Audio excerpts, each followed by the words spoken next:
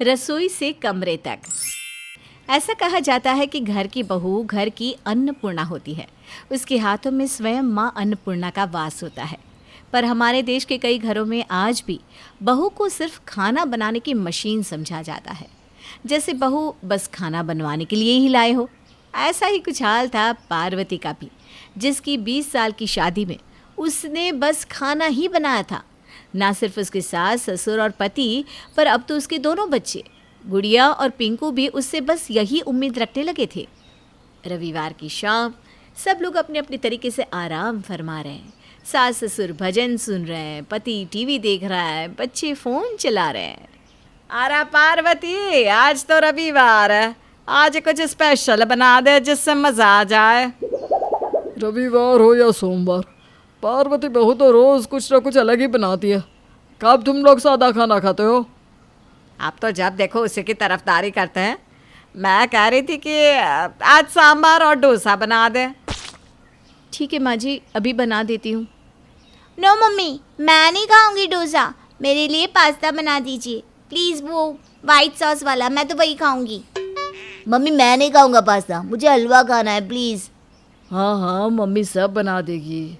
अरे बना दो ना, बच्चे जो कह रहे हैं। जी ठीक है। और सुनो, मैं ये सब भारी भारी नहीं खाऊंगा, मेरे लिए कुछ हल्का फुल्का सलाद जैसा बना देना। तुम सबकी हर बार नई और अलग अलग फरमाइशें होती है। पार्वती बहू का तो पूरा दिन रसोई में ही चला जाता है। अच्छा एक काम करो, जल्दी से खाना बना लो, फिर हम घूमने चलते हैं, ठीक है? जी ठीक है। पार्वती के घर का ये आज का नज़ारा नहीं था, बल्कि रोज़ का था। इस घर में सब की अलग अलग फरमाइशें होती थी और पार्वती को हर किसी के लिए अलग कुछ बनाना पड़ता था। सुरेश ने कह तो दिया कि जल्दी से काम कर लो फिर घूमने चलते हैं, पर सबके लिए इतनी सारी चीज़ें बनाते बनाते पार्वती इतनी ज़्यादा थक गई कि रसोई का काम करने के बाद उसमें ताकत ही नहीं बची थी और भी कुछ करने की। सबका खाना बन गया है और मैंने टेबल पर भी लगा दिया है। चलो अच्छा है, हमारा भजन भी पूरा हो गया। ये पास्ता, मज़ा आ जाएगा अब तो। और मेरा हलवा, बहुत अच्छी खुशबू आ रही है इसमें से तो। मैं अपने कमरे में जा रही हूँ थोड़ी देर आराम करने। अरे घूमने नहीं चल रही क्या?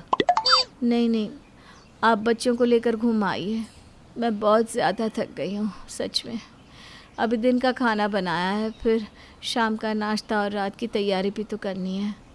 तुम ना हमेशा ऐसा ही करती हो, फिर कहती हो आप तो मुझे कहीं लेकर नहीं जाते। पार्वती घर की बहू कम और एक बावर्ची ज़्यादा थी। घर के लोग तो फिर भी ठीक थे, लेकिन उनके घर वाले अपने दोस्तों और रिश्तेदारों को भी घर ले आते हैं और पार्वती को उनकी भी फरमाइशें पूरी करनी पड़ती है। शाम के 8 बज रहे हैं, इस वक्त कौन आ गया?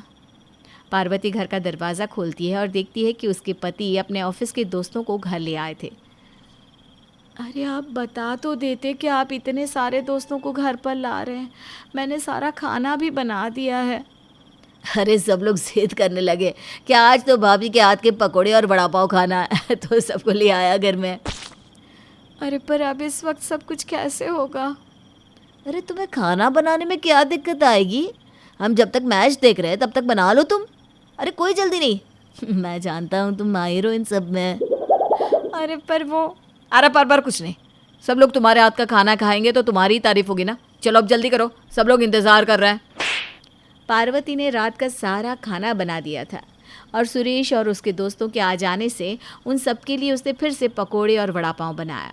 सुरेश अपने दोस्तों के साथ रात 11 बजे तक मैच देखता रहा और पार्वती उन सब के लिए कभी नाश्ता, कभी शरबत, कभी चाय बनाती रही। रात होते होते वो बहुत ज़्यादा थक गई थी। अरे पार्वती सुनो तो। मैं अपने कमरे में जा रही हूँ, बहुत ज़्यादा थक गई हूँ। अरे मैं कह रहा था कि कल टिफ़िन में मुझे छोले और भटूरे बना देना। सबकी फरमाइश है कि कल भाभी से छोले भटूरे ही बनवा के लाना। पार्वती बिना कुछ कहे अपने कमरे में आकर सो जाती है। पार्वती की ज़िंदगी हर रोज़ बस एक जैसे रास्ते से गुजर रही थी।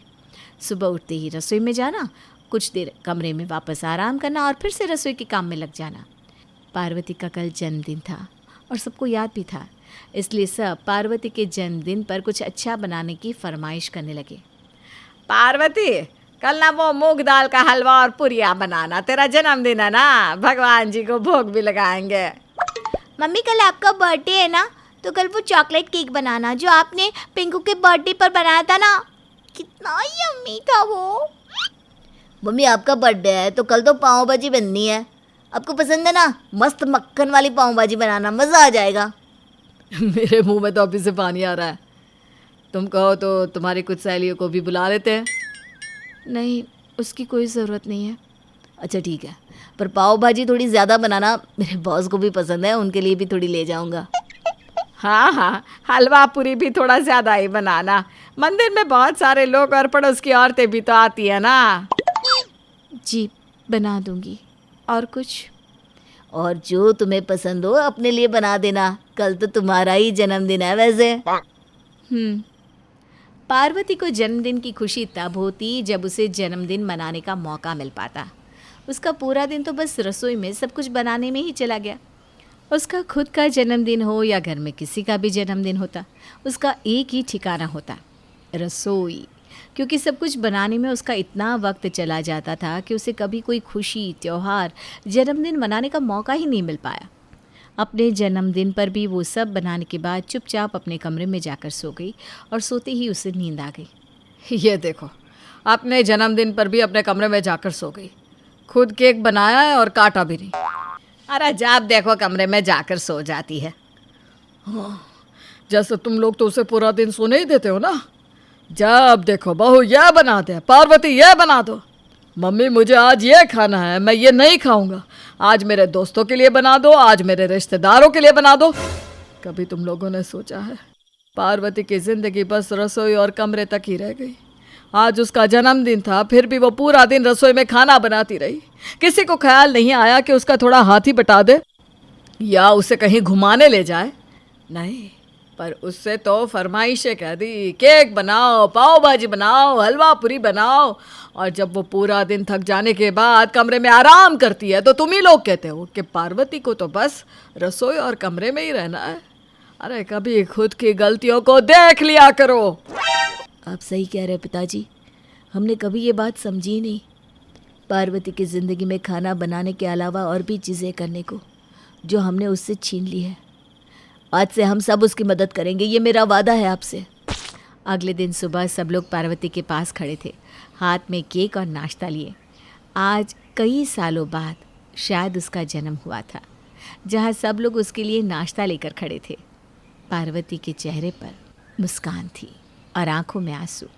उस दिन उसने रसोई में पैर भी नहीं रखा और पूरा परिवार एक साथ बाहर घूमने भी गया। औरतें सिर्फ रसोई की 4 दीवारों के लिए नहीं बनी, उनकी अपनी भी ख्वाहिशें और ज़िंदगी है, और ये सबकी जिम्मेदारी है कि उनकी खुशी का ख्याल रखा जाए।